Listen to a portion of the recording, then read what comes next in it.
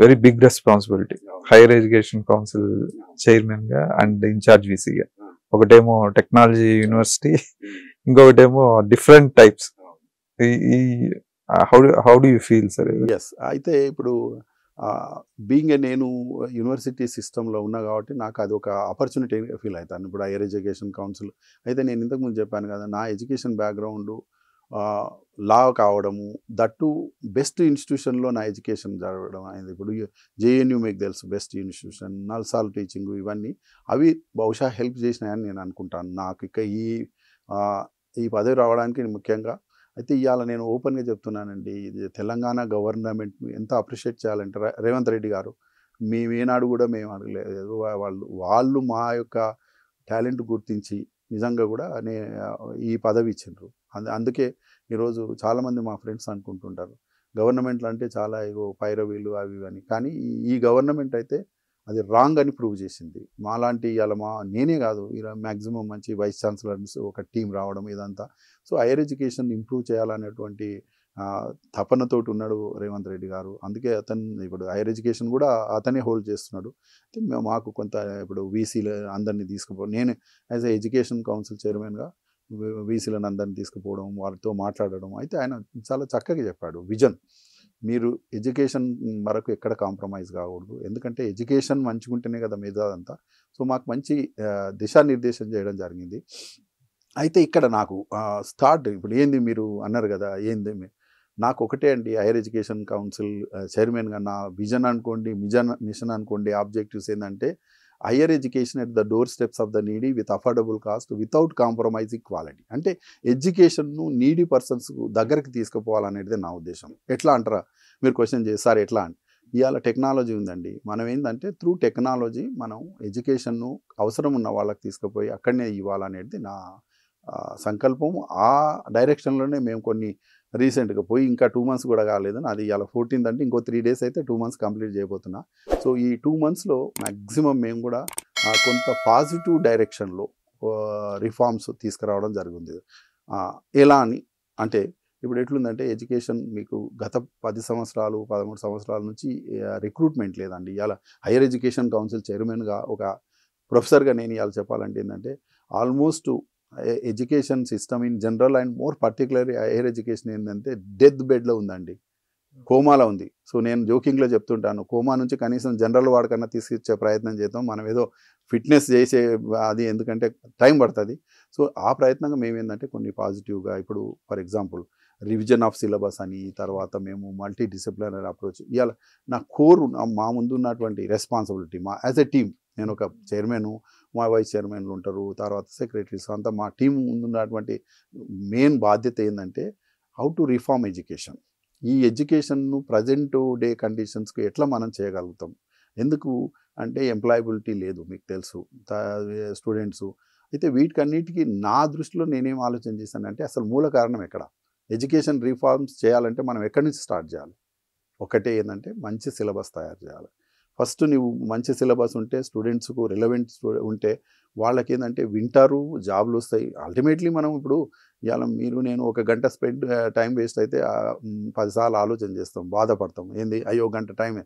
మరి ఇవాళ స్టూడెంట్స్ 3 సంవత్సరాలు 4 సంవత్సరాలు చదివినాక వాళ్ళకి జాబ్ రాకపోతే మరి ఎలా ఉంటుందండి. సో నేను చెప్తున్నా ఒక ప్రొఫెసర్గా, really we are doing great injustice to the student fraternity అనుకోండి, గ్రాడ్యుయేట్స్ అనుకోండి, ఇంజనీర్. సో అది తప్పకుండా అయిందా. అయితే మరి మార్పు రావాలంటే ఎవరో ముందుకు రావాలి కదా. సో మా ప్రయత్నంగా కౌన్సిల్ మేమేం చేస్తున్నామంటే రిఫార్మ్ స్టార్ట్ చేస్తున్నాము. ఒకటి సిలబస్ చేంజ్ చేయడం అనేది మాకు ముఖ్య ఉద్దేశం. ఫర్ ఎగ్జాంపుల్ సిలబస్ అలా ఉండొచ్చు, హైయర్ ఎడ్యుకేషన్ టెక్నికల్ ఇప్పుడు ఇంజనీరింగ్ వాళ్ళకు కొంత మెరుగు ఉండొచ్చు, ఎందుకంటే ఏఐసిటీ అది. నిజంగా చూస్తే గ్రాడ్యుయేషన్లో బీఏ కానీ బీకామ్ కానీ ముఖ్యంగా బీఏ లాంటి కోర్సుల్లో 10 సంవత్సరాలు అయినా ఇంతవరకు సిలబస్ చేంజ్ లేదు. సో నేనేం చేశానంటే బికాస్ టాస్క్ తీసుకొని వేరియస్ కమిటీస్ వేసి మేము చాలా సీరియస్గా రిగరస్గా ఈ యొక్క సిలబస్ చేంజ్ చేయడము.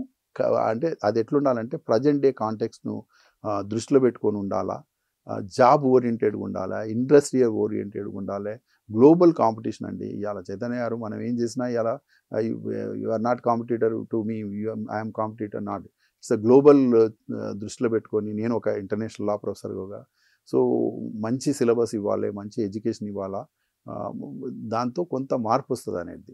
అగైన్ ఇవాళ ప్రతి ప్రాబ్లంకు 2 అప్రోచెస్ ఉంటాయి. నేను ఒక టీచర్గా ఏమంటే revolutionary approach and evolutionary approach. Revolution అంటే ఏంటంటే కొన్నిటికి స్పాట్ ఉండాలి, బట్ కొన్నిటికి స్లోగా. సో మేమేంటంటే స్లోగా కొంత సిలబస్ను మార్చడము, ఈ ఇండస్ట్రీ అకాడమీ టైఅప్ చేయడము, వాళ్ళకు రీసెర్చ్ కాంపోనెంట్ తీసుకురావడము, రీసెర్చ్ కల్చర్ చాలా తక్కువైపోయింది మనకు. ఇట్లాంటి కొన్ని మార్పులు చేయాలనేటువంటి దిశగా మేము ప్రయత్నాలు జరుగుతున్నాయండి.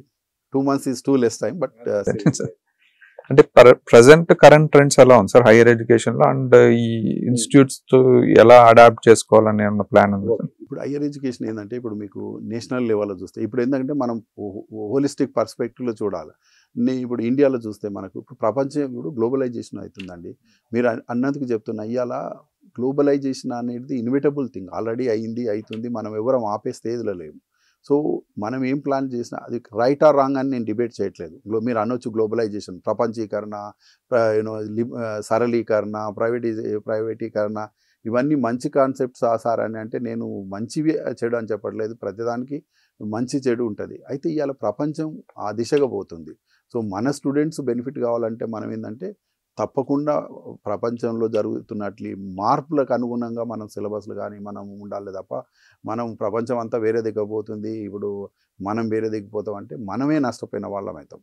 అయితే ఒక ఎగ్జాంపుల్, మనకు న్యూ ఎడ్యుకేషన్ పాలసీ, మీరు ఎడ్యుకేషన్ అన్నందుకు చెప్తున్నా, గవర్నమెంట్ ఆఫ్ ఇండియా ఇప్పటి వరకు 3 ఎడ్యుకేషనల్ పాలసీస్ వచ్చినాయి. ఒకటి 1960s ఫస్ట్, 68లో ఫస్ట్ ఎడ్యుకేషన్, 86లో సెకండ్. ఇప్పుడు మనకు NEP 2020 అని నేషనల్ ఎడ్యుకేషన్ పాలసీ 2020. దీని నేపథ్యం చూస్తే మీకు NEP 2020 ఎందుకు వచ్చింది? NEP 20 మరి కంపేర్ టు 86కి ఏం డిఫరెన్స్ అంటే, సార్ మనం గ్లోబల్ డెవలప్మెంట్స్ని చూస్తున్నాం. గ్లోబలైజేషన్, లిబరలైజేషన్, ప్రైవేటైజేషన్, ఇవన్నిటిని దృష్టిలో పెట్టుకొని జరుగుతున్న మార్పులను దృష్టిలో పెట్టుకొని ఏంటంటే ఈ కస్తూరి రంగన్ కమిటీ చేయడము, కొంత ఎక్సైజ్ చేయడము.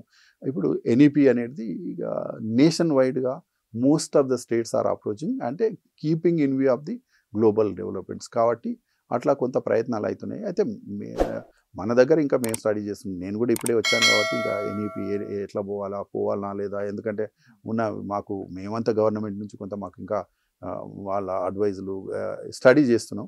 బట్ ఒకటి మాత్రం NEP నుండి ఇంకేదనండి, మనం కూడా మారుతున్న ప్రపంచంతో పాటు మార్పు అనేది మనం ఉండాలి. ఉంటేనే మన స్టూడెంట్స్ మనం బెనిఫిట్ అవుతాం.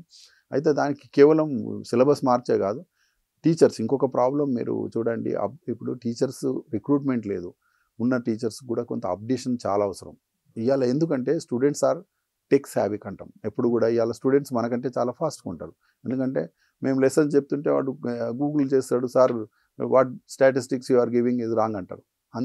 అట్లాంటప్పుడు మనం ఏంటంటే టీచర్స్గా నేను మా టీచర్స్ కమ్యూనిటీ కూడా నా అప్పీలు, నా సిన్సియర్ రిక్వెస్ట్ ఏంటంటే మనం కూడా అప్డేట్ కాకపోతే స్టూడెంట్స్ ముందు అది ఒక టీచరు ఎంతోమంది స్టూడెంట్స్ని ఇన్ఫ్లుయెన్స్ చేస్తాడు. సో అందుకొరకు ఇప్పుడు కేవలం సిలబస్ మార్పే కాదు, నేను ఇంకొక ప్రయత్నం కూడా ఏంటంటే మేము ఫ్యాకల్టీ డెవలప్మెంట్ కావాల్సినటువంటి ఇంప్రూవ్మెంట్స్ను కూడా చేస్తున్నాం. అయితే రీసెంట్గా నేను చైర్మన్గా తీసుకున్నాక మద్రాస్ IIT విజిట్ చేయడం జరిగింది. వాళ్ళతో మేము టైఅప్ ఇస్తున్నాము. సో వేరే టీసాట్ తోటి, ఎందుకంటే టెక్నాలజీని కూడా అట్లా కొంత చేసి ఉన్న మేరకు పరిస్థితులు బాగలేవు, ఆర్థిక వనరులు ఇబ్బందిగా ఉంది, అట్లని మనం ఊరుకోకూడదు. కొంత మనం కూడా ప్రయత్నం చేయాలి టెక్నాలజీ యూజ్ చేసేది. ఇంకొకటి మాకు నిజంగా కూడా అన్ని డబ్బుతోటి ఉన్న సమస్యలు కావు.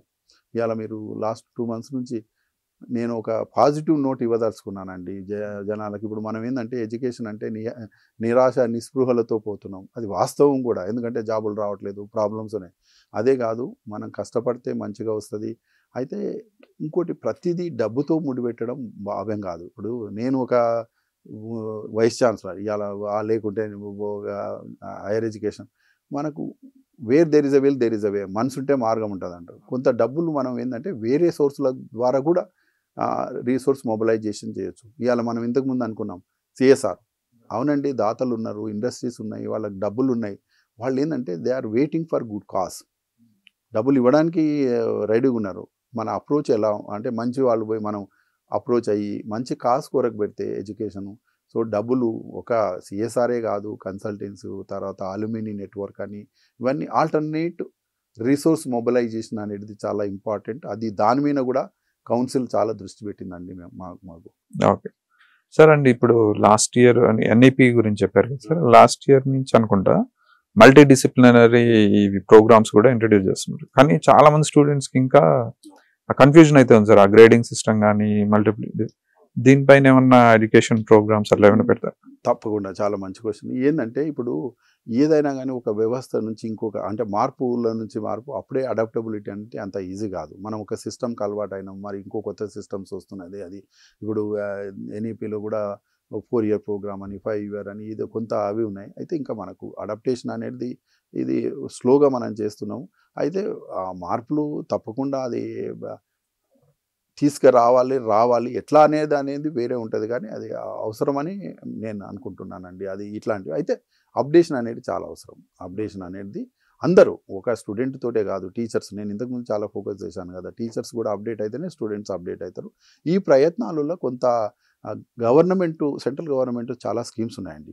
సో మనం యాజ్ ఎ స్టేట్ అయితే ఎడ్యుకేషన్ అనేది కాంక్రీట్ లిస్ట్ అని మేము చెప్తాము.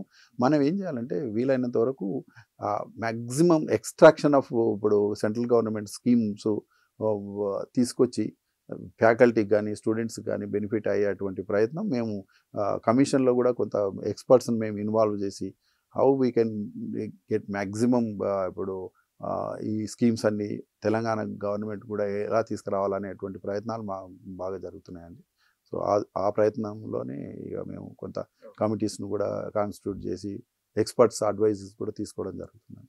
సార్ అండి ఇప్పుడు ట్రెండింగ్ మళ్ళీ ఏఐ కదా సార్, టెక్నాలజీలో ఆర్టిఫిషియల్ ఇంటెలిజెన్స్ కానీ డేటా పైన ఇట్లా. సో ఇప్పుడు కొన్ని స్టాండర్డ్ కోర్సెస్ ఉంటాయి, వీటిని ఏమన్నా ఇంటిగ్రేట్ చేసే ఆలోచన ఏమన్నా ఉందా సార్? తప్పకుండా. ఇప్పుడు మీరు ఇంజనీరింగ్ తీసుకోండి. ఇప్పుడు ఏమవుతుందంటే ట్రెడిషనల్ కోర్సెస్ అంతా క్లోజ్ అయ్యే పరిస్థితి ఉంది. ఇప్పుడు మీకు ఒక 2 minutes బ్యాక్ పోతే ఐటీ భూమి వచ్చినప్పుడు మీరు తెలుసు కదా, ప్రతి ఒక్కరు ఇప్పుడు ఎంఎస్సీ చేస్తున్నారు, ఐటీ చేస్తుండే, ఏది అంతా ఐటీ వచ్చి కొంత రీసెర్చ్ సెట్ బ్యాక్ అయిన రోజులు ఉన్నాయి. అట్లనే ఇప్పుడు ఏఐ టెక్నాలజీ, ఇప్పుడు ఒక ఏఐ కాదండి. ఇప్పుడు మనం జనరల్గా ఏమంటామంటే ఒక పదం యూజ్ చేస్తాం, ఏంటంటే నెట్ టెక్నాలజీస్. నెట్ అంటే ఏంటంటే న్యూ అండ్ ఎమర్జింగ్ టెక్నాలజీస్ అన్నీ. అయితే నేను దాన్ని ఇంకా క్లుప్తంగా చెప్పాలంటే నెట్ టెక్నాలజీస్నే A to Z టెక్నాలజీస్. అంటే ఏంటంటే A to Z టెక్నాలజీ ఏందని అడగొచ్చు మీరు. అంటే ఏంటంటే you name any alphabet technology is there. For example AI automation, A తీసుకుంటే ఏఐ అని, ఆటోమేషన్ అని, బిట్కాయిన్ టెక్నాలజీ అని, బ్లాక్ చైన్ టెక్నాలజీ అని, క్లౌడ్ కంప్యూటింగ్ అని, క్రిప్టో కరెన్సీ, డ్రోన్, ఇలా అంటే టెక్నాలజీ ఒక ఏఐ అన్నందుకు నేను చెప్తున్నా. ఏఐ కాదు, అన్ని emerging technologies are going to play important role. అందులో ఇప్పుడు ఏఐ ప్రధానమైంది. దానికి ఇవాళ మీరు చూడండి, మన తెలంగాణ గవర్నమెంట్ కూడా ఏఐ రిలేటెడ్ కోర్సెస్ని ఎంకరేజ్ చేయడము, రీసెర్చ్ ఎంకరేజ్ చేయడము, టైఅప్స్ చేసుకోవడం, ఇదంతా. సో టెక్నాలజీ అనేది ఇన్విటబుల్ అండి. తప్పకుండా we are beginning with AI technology కూడా ఇంపార్టెంట్. అందుకే ఏఐ పార్క్ అని, ఏఐ రిలేటెడ్ అది. సార్ ఇప్పుడు ఈ టెక్నాలజీ అడాప్టింగ్ లో at least to some extent some city colleges కానీ అట్లా దట్ డూయింగ్ బెటర్ సార్. కానీ రూరల్ ఏరియాస్కి వెళ్ళేటప్పటికి దానికి ఏమన్నా మీరు ప్లాన్ చేస్తున్నారు? అది కూడా మీరు చాలా చక్కని క్వశ్చన్. ఎందుకంటే ఇలా మనకు అంతరాలు డిఫరెంట్ ఉన్నాయి. ఇప్పుడు మీరు చూడండి, సిటీ నియర్ బై కాలేజెస్ అంతా డిఫరెంట్. ఇప్పుడు నేను higher education last 2 months study చేస్తూ ఉన్నాను. ఎడ్యుకేషన్ ఏమైందంటే బెటర్ ఎడ్యుకేషనల్ ఇన్స్టిట్యూషన్స్, మంచి స్టూడెంట్స్ అంతా సిటీ సరౌండింగ్స్ కాన్సన్ట్రేషన్ కావడం, బయట కొంత ఇబ్బందికరంగానే ఉంది. అక్కడ ఏంటంటే రూరల్లో ఇన్ఫ్రాస్ట్రక్చర్ లేదు, టీచర్స్ లేదు, ఫ్యాకల్టీ లాంటి ప్రాబ్లమ్స్తో కొంత అడాప్టేషన్ ప్రాబ్లం అవుతుంది. మేము కౌన్సిల్గా కొంత ఎంత మేరకు ఇప్పుడు మనం ఏంటంటే ప్రతి ప్రాబ్లంకి ఒక సొల్యూషన్ ఉంటుంది. కొంత నేను అన్నాను కదా, హయ్యర్ ఎడ్యుకేషన్ అయితే డోర్ స్టెప్స్ అని. మేము ఏం చేసామంటే వీటిని కొంత ఇంప్రూవ్ చేయడం కొరకు రూరల్ ఏరియాలో టీశాట్ అనేటువంటి ఆర్గనైజేషన్తో మేము ఎంఓయూ చేసుకున్నాం. మీకు తెలుసు టీశాట్ ఎడ్యుకేషన్లో చాలా ఇంపార్టెంట్ రోల్ చేస్తుంది, ముఖ్యంగా స్కూల్ ఎడ్యుకేషన్. సో దాని ద్వారా కొంతనన్నా అప్డేటెడ్ టీచింగు, మంచి ఐఐటి.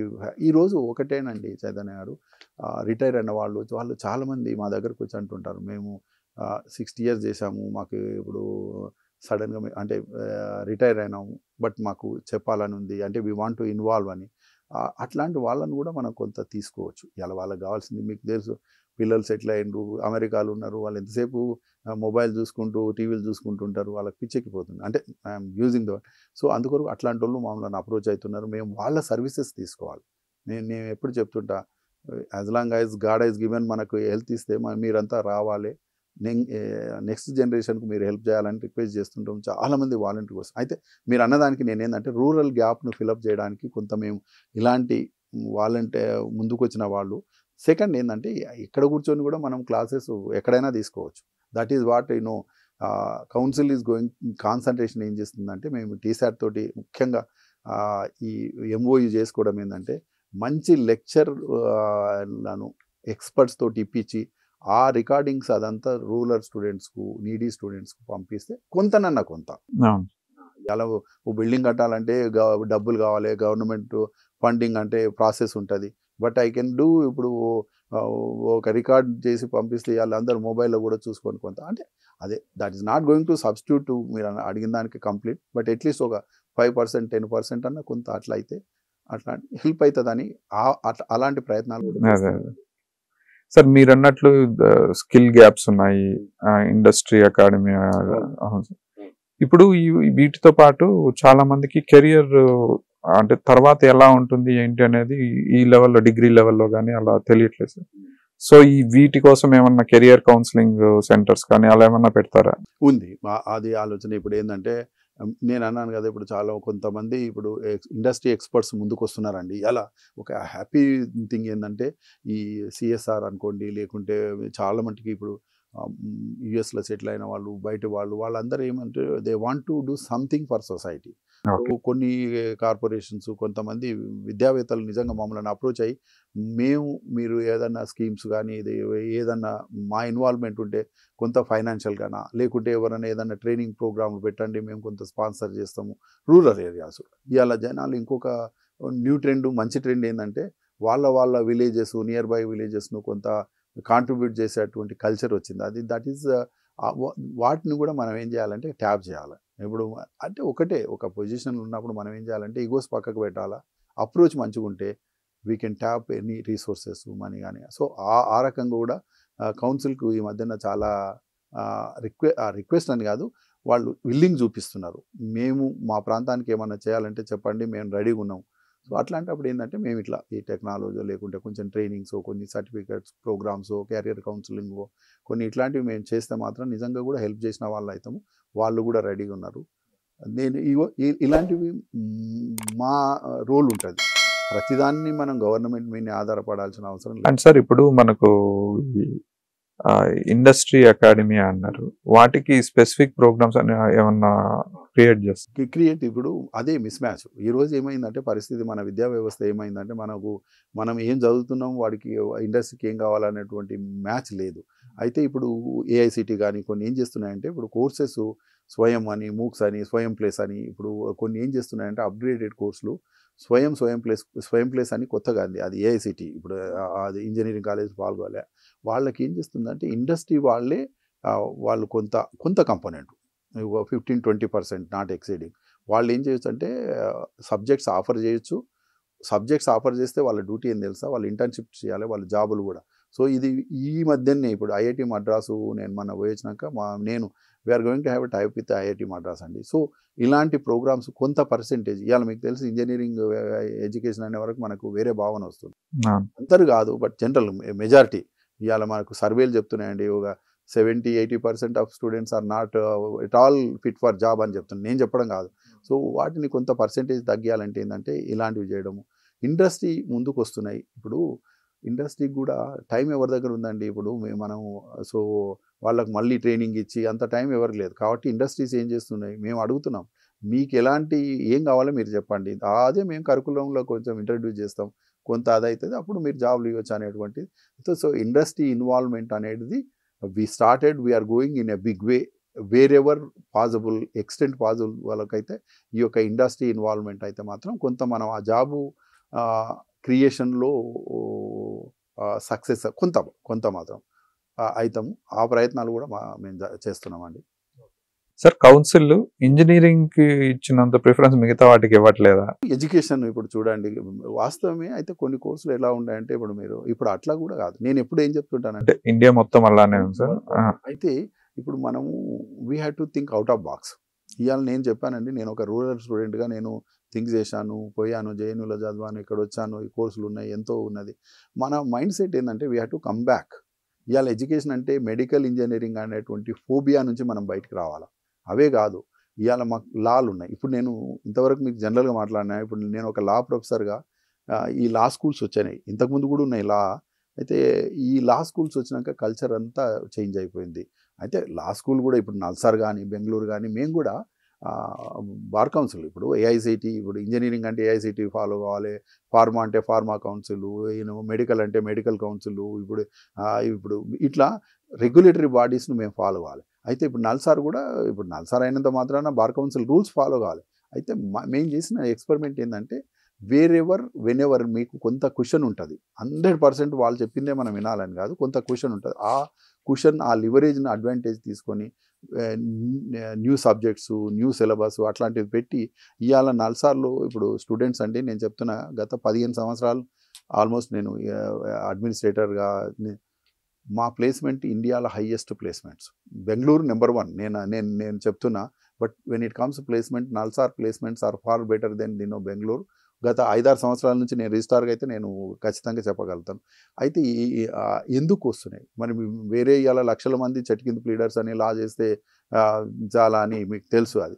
బట్ ఇక్కడ ఎందుకుందంటే కొంత మనం ఏం చేయాలంటే రిలవెన్స్ని తీసుకురావడము, అది చేస్తే జాబ్లో కొరత లేదండి. ఇవాళ నేను చెప్తున్నానుగా, ఇవాళ ప్రపంచమే ఓపెన్ ఉంది. ఇవాళ మన పోటీ అనేది మనతోటి కాదు, నేను ఇంతకుముందు చెప్పాను, ఇప్పుడు కూడా.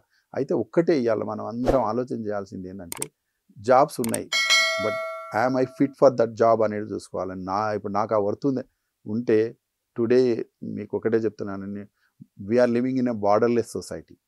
ఇవాళ నేను ఒక ఎగ్జాంపుల్ చెప్తా, ఇంకో 5 ఇయర్స్లో 10 ఇయర్స్లో అన్ని ప్రొఫెషన్స్, నేను ఒక లా ప్రొఫెసర్గా లా ప్రొఫెషన్ ఎంత మారుతుందంటే ఒక WTO గ్యాట్ అగ్రిమెంట్ అని ఉందండి, గ్యాట్స్ అని అగ్రిమెంట్స్ అందరం ఒప్పుకున్నాము, అది ఫాలో కావాలి. ఓపెన్ అప్ అనేది ఇన్విటబుల్, అది తప్పని అనివార్యం చెప్తున్నాను కదా. ఒక స్టూడెంట్, ఒక లాయర్గా మనం ఇండియా ఒప్పుకున్నది ఓపెన్ అప్ చేయాలి. మనం ఇండస్ట్రీ ఓపెన్ అప్ చేయాలి. వాళ్ళు ఇదంతా it's going to happen thing.